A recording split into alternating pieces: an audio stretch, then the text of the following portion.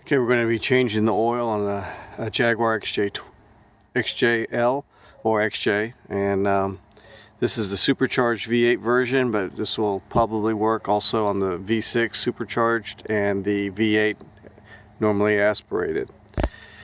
So this is my first time changing the oil on this car, so it's a little done a little research. So I thought I'd make a video. I couldn't find another one on YouTube, so here goes.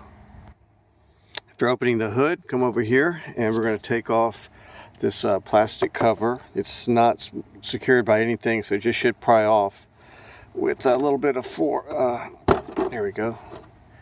And just make sure that comes off easily.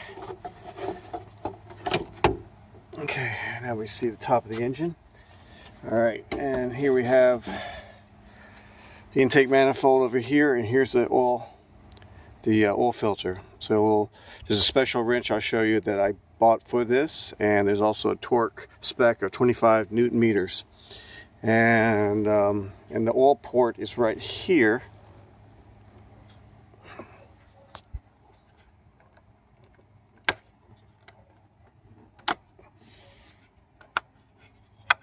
And you can see there is a aluminum pipe sticking out right here, and this is where we're going to be pulling the oil from.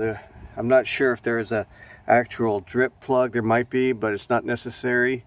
For a small investment of like $20, you can get an oil pump, and we'll be pumping the oil out of this tube into a used oil container. Okay, as I said, we won't be jacking the car up at all, but rather using an oil extraction pump right here. Bought this off of Amazon, I think for $20 or $30, I can't remember. Also, oil filter cartridge from Amazon also.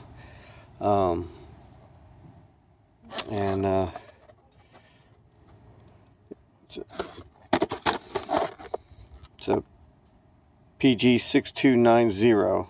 There's other versions, obviously, that work just as well. I think that was like $13 on Amazon. And then we have the specific 90 millimeter 15 flute oil cartridge remover here, cover remover. So it's made for the Jag. And for oil, there's always this debate, but from the research I found, this will work fine. The Jaguar is actually, XJL is actually mentioned to have 15,000 miles between oil changes. So using a 5W20 also. And there is a spec on the, it's this WSS M2C930A. And that's in the owner's manual, and this meets it, so, or exceeds it, so therefore this is an applicable oil, even though it says Castrol on the engine block. And so you're going to need about 10 quarts just to be sure. And without further ado, we're going to put this stuff together. So you have the follow the inlet outlet thing. This is going to go to the waste bucket or oil bucket, and then this is the inlet. This particular pump's meant to actually stick the tube directly into a conventional car without the dip tube. Since the Jaguar has a dip tube, I had to use a piece of like a PVC pipe, PVC tubing I had laying around, and make an adapter. So should fit over that, I think. Yeah.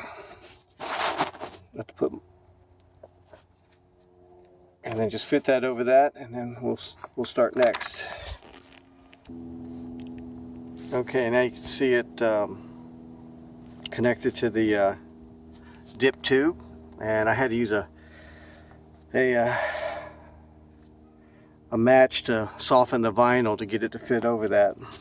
So, and by the way, there is gear you can see the gear train underneath, so you probably couldn't stick the original pipe down in there, so you have to use the dip tube that's in the Jaguar. So anyways, the next step is to hook the power, and we're going to use the alligator clips here. We're going to connect it over here, take the battery cover off, and you'll see this should be the 12 volt power, and then ground, we'll pick up ground somewhere around the engine block.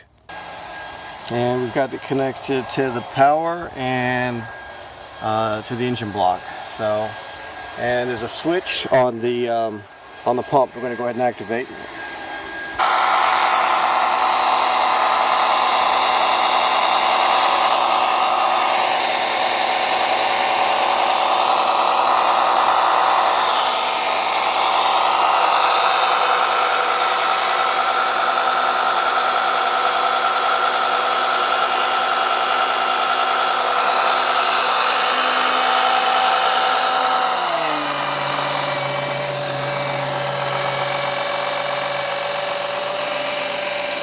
Once the motor's primed, it'll start sucking up more, and you can see it running in there now.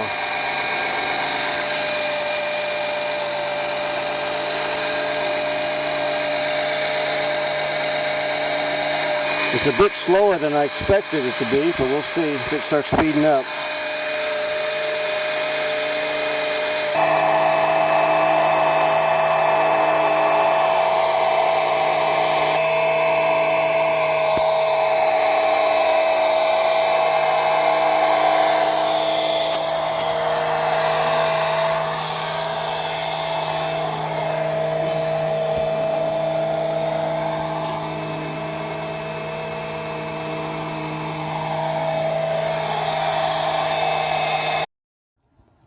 While that oil's pumping, I'm going to go ahead and remove the oil filter and replace the cartridge. You can do this while the oil's pumping because this position is much higher than the oil pan, so most of it's already drained in when you shut off the engine. So this shouldn't be too messy.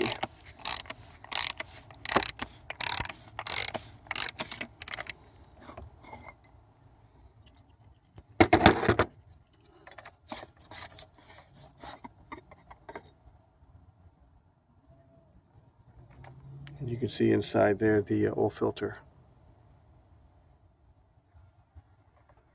And the oil is still in there actually.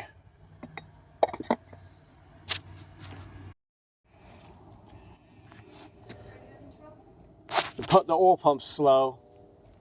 I've got 4 quarts out, so I need about another 3 more quarts. It should be done. So I'm doing my video too while I'm doing it.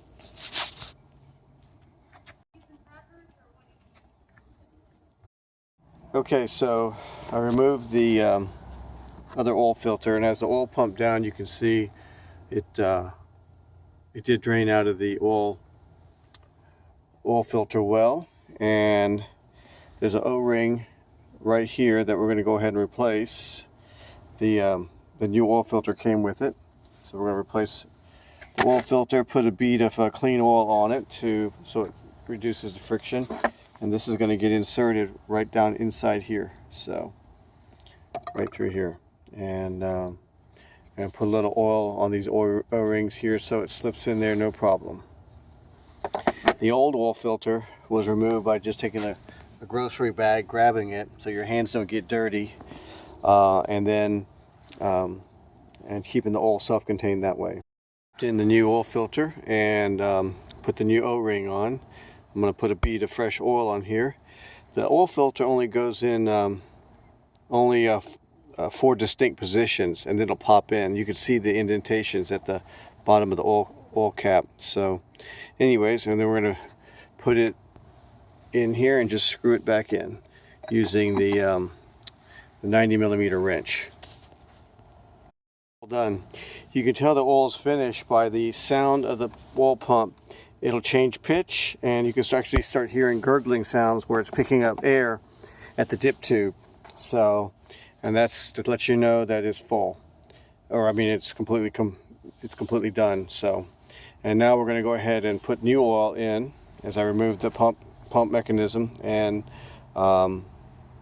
that's the hard part, is to make sure that you don't overfill the engine. So we're gonna go back to the electronic dipstick in the car and keep checking back and forth until it's full. But we know at least it's going to take one 5.7 quart container, and then a little bit of the second container. So we tighten this to 28 foot-pounds or 38 Newton meters for the conversion. So this is about 1 foot, so about 28 pounds. I'm just going to estimate. That should be good. And I don't think it has to be super tight. Remove this. It's getting dark out here, so I need to finish up. So I'm almost done. All right. Okay, so we went to the main menu by hitting the OK button on the steering column, and just come down to service menu and oil level display. And as you can see, it says 0. So we're just going to keep adding more oil until we get to somewhere in the middle and not quite to the max. As you can see, it's definitely getting dark out here. So we've got the oil funnel in here, and we're just going to go ahead and pour in a definite 1 5.7 quarts, and then check the engine oil level, and then top off as needed.